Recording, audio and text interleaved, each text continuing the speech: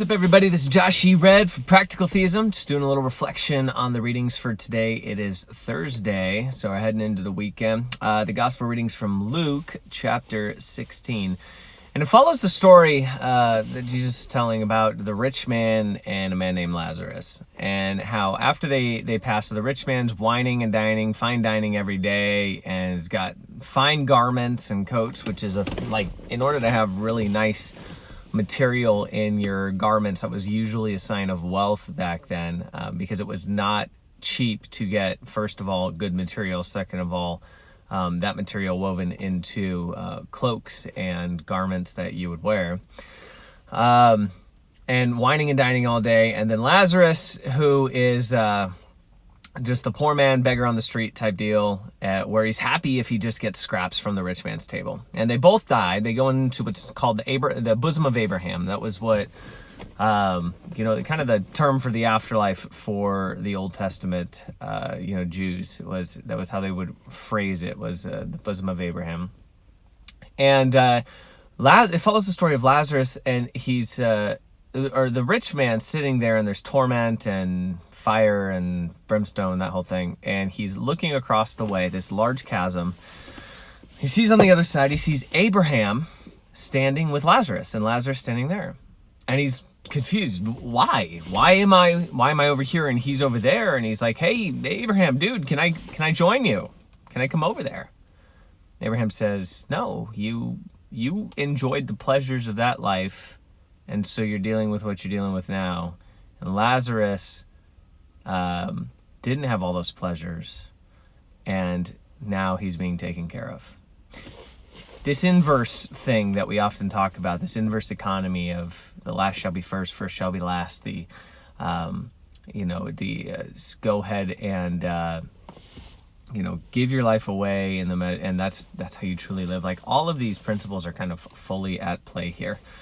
And what I think is really pointed is when you look at the rich man, how difficult is it for a rich man to enter into the kingdom of heaven? You look at all these earthly attachments, and you look at all these things that pull us away ultimately from the life of grace, which is a life that is geared towards sacrifice and service of others. And that becomes extremely difficult when you're rich, and when you have a lot of material things, because it makes you very, very comfortable in this life. And that can be something that detracts you from God. I know my wife and I talk about this a lot, just in terms of like money and directions that we're going in life. And then money's always a part of the equation, because it's like, well, we want to have a certain lifestyle, we want to have a nice lifestyle. And it's not that is necessarily bad in a sense, but it can become bad if it's improperly focused. It's not about what you have, it's about what you do with it. So money in and of itself is good, and it can be used for good. Like financial resources, can provide a lot of really great things. But as the rich man in the story, what he did with his finances is the point where all of a sudden that becomes a problem and incompatible really with the kingdom of heaven, because the kingdom of heaven, again, is one of self-sacrifice, of service of others. And if you have all this wealth, all this money, all this power, this pleasure, this influence, and you're absorbing it and consuming it for yourself, first of all, that can put a really big roadblock between you and God, and really recognizing that there's a creator of all the things, the creator of the universe that makes things move in motion. You start to feel like you're on top of the world, like everything ebbs and flows through you, and you can be ultimately the arbiter of all things, and you have full control over things. But the reality is, in life, you just don't have control over everything that you want to have control of, no matter how much money, pleasure, wealth, power, whatever you have. There are so many people, so many cases throughout history of rich people who randomly all of a sudden lose everything, right? So you don't ever have full control, but it can give you this false illusion that you have complete control. Now, it's not to say that you shouldn't have control or focus on, taking action and using your free will to decide things, and you should just sit back and be like, oh, well, I don't know, well, just wait and see what happens. That's not what that's meaning at all. But what it means is you need to step back and recognize your place in the proper order of things. And you need to look at all of the resources, financial or otherwise, that you have, and look at them in the proper order of things and think to yourself, what am I doing with this? Am I taking these material items and using them purely for self-consumption, to make myself feel good, look good, be comfortable?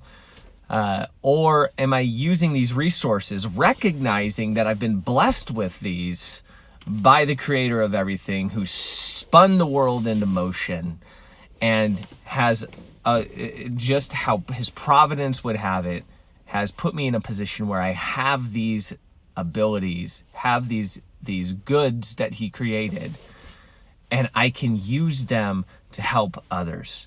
If you look at it through the lens of love always focuses on the good of the other, willing the good of the other for the sake of the other. And that comes at a sacrifice of personal focus. And so when you sacrifice personal focus, the material items and the things that you have don't become about what you can get out of them.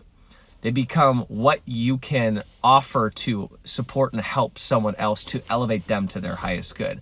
It's one of the reasons why the corporal spiritual works of mercy are so important, because they're focused on the other, focused on service towards the other, giving alms, focused on taking the resources that you've been blessed with and helping others elevate their life, in a sense. And you see this even is back as far as the early church. One of the things the early church used to do is they had communal pools. So you had your financial resources, and and you would usually take what you needed for basic necessities. The rest would go into a pool to help the community. There were some communities that pooled together all of their possessions, and they all went to the good of the community. Thomas Aquinas talks about this a little bit too, when he says, what does he say? When you look at the goods that you have, and I can't even think of it right now. I had it on the top of my head, but I forget. Anyways, take a look at that. Take a look at the rich man. There's another passage in scripture that talks about the rich man and how difficult it is for the rich man. It's easier for a camel to pass through the eye of a needle than for a rich man to enter the kingdom of heaven. And that becomes a problem because of the earthly attachments and what those have the ability to do to cripple us from ultimately living out the life of grace the way that we need to. So take a look at that. And it may not be even riches. There's always a vice. Everybody's got some sort of vice, and we need to replace that with a virtue. And so take a look at your life. What is it? This is a constant balance. Nobody's got to figure it out. I don't even have it figured out. I really don't. And I fail at it time and time again, and I need to be constantly reminded that I need to have this balance, because I'm flawed and I'm screwed up and I'm just messed up. So I need to keep that in proper balance, because when that's in proper balance, that's when life starts to balance itself out, and I have an inner peace and a satisfaction, really, that God's grace is transforming me in such a way that I'm able to give back to His kingdom. So think about it. Drop your comments below. If you have any questions, comments, thoughts, concerns, famous recipes, throw them down below. Hit that like button, pound the subscribe button like you mean it, so you can get more of this awesome content. And from all of us here at Practical Theism, we will catch you next time.